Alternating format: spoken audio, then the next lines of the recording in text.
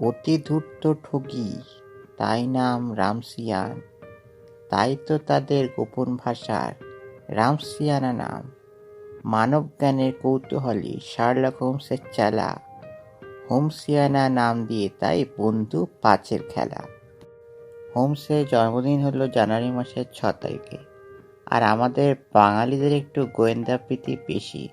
ফেলুদা লন্ডনে বেকার স্ট্রিটে দাঁড়িয়ে বলেছিল, তুমি ছিলে বলে আমরা আছি।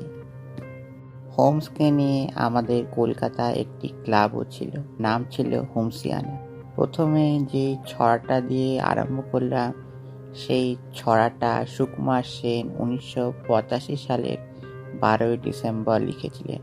1983 সালের জুলাই মাসে ফেলুদা, ঘনাদা, ব্যোমকেশ বক্সী এবং জয়ন্ত মানিক প্রেমীরা এই ক্লাবটি জন্ম দেয়।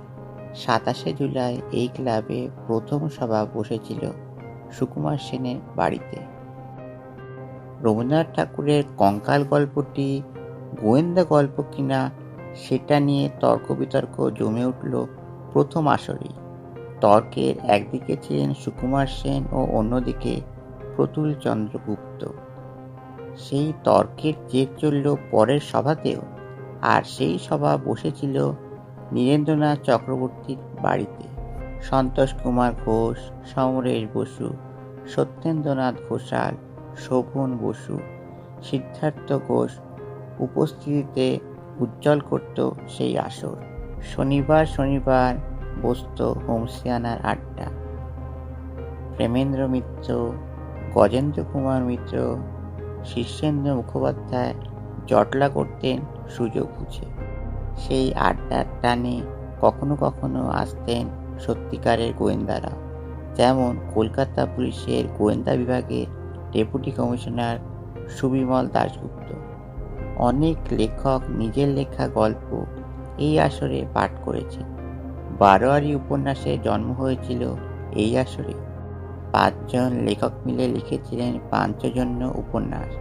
আড্ডার সাথে সাপ্লাই হচ্ছে চপ, কাটলেট, লম্বা লম্বা বেগুন ভাজা, লেডিকেনি আর কচুরি। বেশ হৈ হৈ করে টানা 6 বছর ক্লাবটি চলেছিল। 1990 সালে হোমসিয়ানা ক্লাবের সভাপতি এবং পাকাপাকি সদস্য প্রতুল চন্দ্র গুপ্ত মারা যান। হোমসিয়ানার অ্যাটেন্ডেন্স খাতার 23/11/90 তারিখে সভার পাতাটি পুরো সাদা। এরপর একে একে সুকুমার সেন, সমরেশ বসুর মৃত্যু হয়। থেমে যায় হোমসিয়ানার যাত্রা। কিন্তু আমাদের তিলোত্তমা কলকাতা এখনো মনে রেখেছে হোমসিয়ানা ক্লাবের কথা।